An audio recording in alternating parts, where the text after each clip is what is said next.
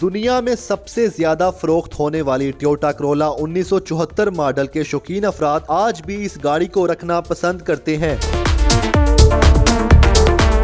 ये गाड़ी लॉन्चिंग के बाद दुनिया भर के हाई प्रोफाइल शख्सियात के इस्तेमाल में क्यों रही। शादी वगैरह पे कहीं चला जाऊं दोस्त वगैरह की, तो वो बहुत पसंद करते हैं। हालांकि बड़ी बड़ी गाड़ियां ही होती हैं, ज्यादा तो देखने वाले वो इसको देख रहे होते हैं, बहुत खुशी होती है तब वहाँ। उर्दू पॉइंट की वीडियोस देखने के लिए हमारा चैनल सब्सक्राइब कीजिए और बेल के आइकन पर क्लिक कीजिए ताकि आप हमारी तमाम आने वाली वीडियो से बाखबर रह सकें। अस्सलाम वालेकुम, उर्दू पॉइंट में खुशामदीद। मैं हूं आपका मेज़बान उस्मान भट्ट। नाज़रीन, आज हम आपको जिस गाड़ी का रिव्यू करवाने जा रहे हैं ये टोयोटा करोला कंपनी की गाड़ी है और ये सेकंड जनरेशन है। दुनिया में सबसे ज़्यादा फ़रोख्त होने वाली ये गाड़ी है। आज पाकिस्तान में आप देख रहे हैं 1974 मॉडल गाड़ी है। 1980 में इसे पाकिस्तान में इंपोर्ट किया गया। सिर्फ 48 रुपये इसका टोकन अदा किया गया। आज भी काफ़ी फ्रेश कंडीशन में है इतने साल गुजर जाने के बाद भी, और ये फर्स्ट ओनर गाड़ी है। आइए आपको दिखाते हैं इसमें कौन से फीचर हैं जिसकी वजह से इस गाड़ी की डिमांड इतनी बढ़ गई कि पूरी दुनिया में बहुत ज़्यादा सेल हुई। टोयोटा करोला 1974 मॉडल के हम रिव्यू की बात करते हैं। आगाज़ करते हैं एक्सटीरियर से। तो सबसे पहले इंजन की बात करते हैं। इसका जो इंजन है 1200 सीसी इंजन है और इसकी जो फ्यूल एवरेज है वो तकरीबन जो यूज़ कर रहे इस वक्त जो गाड़ी को, उनके मुताबिक पेट्रोल पर चलाते हुए 12 किलोमीटर पर लीटर इसकी फ्यूल एवरेज है। इंजन जेन्युइन इंजन है, जेन्युइन कंडीशन में है। जो कंपनी ने गाड़ी को डिज़ाइन किया, मॉडिफाई किया, वही इंजन आज भी इस गाड़ी में मौजूद है। इसके अलावा इसके पेंट की बात करें तो पेंट इसका आफ्टर मार्केट येलो करवा लिया गया। इससे पहले इसका वाइट पेंट था।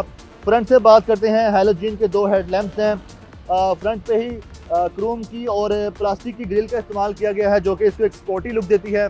इसी तरह हम बात करते हैं इस गाड़ी की साइड प्रोफाइल की। 13 इंचेस के अलॉय व्हील्स आपको नज़र आ जाएंगे जो कि इस गाड़ी में जेन्युइन तो नहीं आते, लेकिन इसकी आफ्टर मार्केट के बाद इस गाड़ी के टायर एडजस्ट करवाए गए हैं।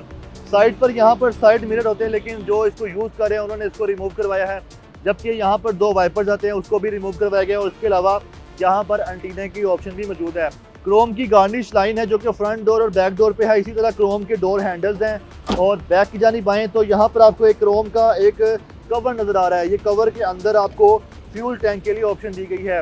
इसमें फ्यूल जो कि पेट्रोल इस्तेमाल होता है, जो कि मैं बता चुका हूँ, इसकी फ्यूल एवरेज 12 किलोमीटर है। इस गाड़ी की रियर साइड की बात करें तो रियर साइड पर आपको सबसे पहले डिग्गी नज़र आ जाएगी जिसमें एक स्पेस मौजूद है। की से आप इस डिग्गी को खोल सकते हैं, वही ओल्ड मॉडल स्टाइल, और इसमें आप अच्छा लगेज भी अपना साथ रख सकते हैं। इसी तरह यहाँ पर आपकी रियर साइड पर नंबर प्लेट आ जाएगी और यहाँ पर ऑप्शन मौजूद है कंपनी की जानिब से कि आप यहाँ पर लाइट्स भी लगा सकते हैं इस नंबर प्लेट के लिए। बैकलाइट की बात करें तो आपको बैकलाइट वही ओल्ड मॉडल की नज़र आ जाएगी जो कि ब्रेक लैंप्स है।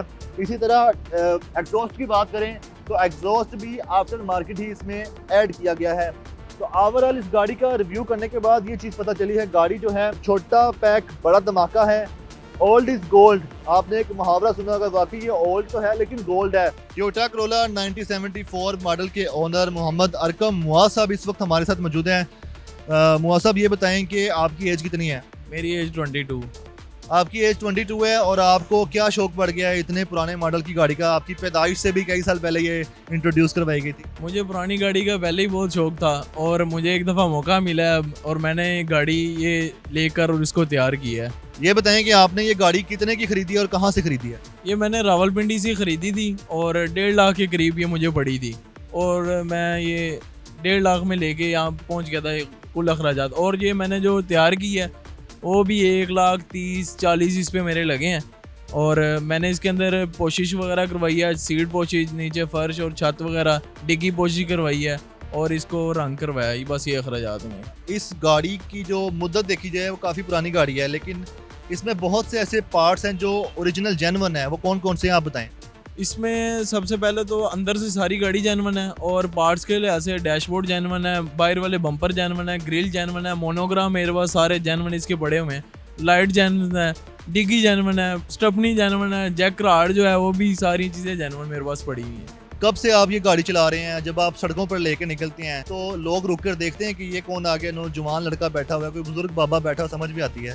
लोग बहुत पसंद करते हैं। जब मैं अपने गांव वगैरह लेके जाता हूँ या फिर कहीं शादी वगैरह पे कहीं चला जाऊँ दोस्त वगैरह की, तो वो बहुत पसंद करते हैं। हालांकि बड़ी बड़ी गाड़ियाँ ही होती हैं, रेंज रोवर ये वो, लेकिन लोग ज़्यादा तो देखने वाले वो इसको देख रहे होते हैं, बहुत खुशी होती है तब वहाँ। और ये फर्स्ट ओनर गाड़ी है वाकई, जिन्होंने मंगवाई थी ये किसी मैडम के नाम पे, अभी तक उन्हीं के नाम पे चल रही है। नाज़रीन, आप लोगों को ये गाड़ी दिखाने का बेसिकली मकसद ये था कि हाल ही में कई हादसे होते हैं, हल्की सी टक्कर होती है, गाड़ी पूरी खुल जाती है।